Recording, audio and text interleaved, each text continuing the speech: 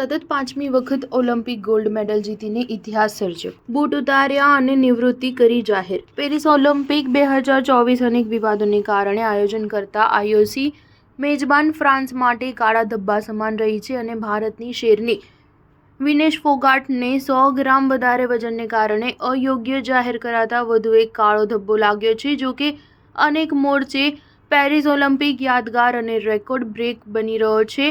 આ સંસ્કરણના અનેક world record બન્યા છે। આજે ક્યુબાના એક એથ્લીટે અનોખો રેકોર્ડ સર્જ્યો છે। ઓલિમ્પિક ગેમ્સ પેરિસ 2024ના માર્કી મેચઅપમાં ક્યુબાના મિજાન લોપેઝ નુનેઝે 6 ઓગસ્ટના રોજ 130 કિલોગ્રામ ગ્રીકો રોમન ફાઇનલમાં 6-0થી જીત મેળવીને ઇતિહાસ સર્જ્યો હતો, જે એક જ ઇવેન્ટમાં 5 ગોલ્ડ મેડલ જીતનાર ઓલિમ્પિક ઇતિહાસમાં પ્રથમ બન્યો હતો।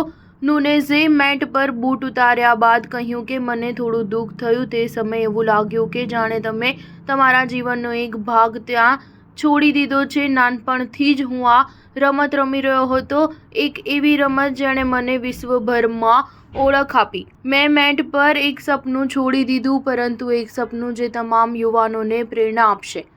મારી પાછળ આવતા તમામ યુવાનો માટે હું જે વારસો છોડવા માંગુ છું તે એ છે કે તેઓ જે હાંસલ કરવા માંગે છે તેના માટે તેઓએ હંમેશા લડવું જોઈએ। જીવનમાં એવો કોઈ લક્ષ્ય નથી હોતો, એવી કોઈ ઉંમર નથી કે એવો કોઈ હેતુ નથી જે પ્રાપ્ત કરી શકાતો નથી। સ્ટાર ન્યૂઝ 7 હંમેશા સચ્ચાઈની સાથે।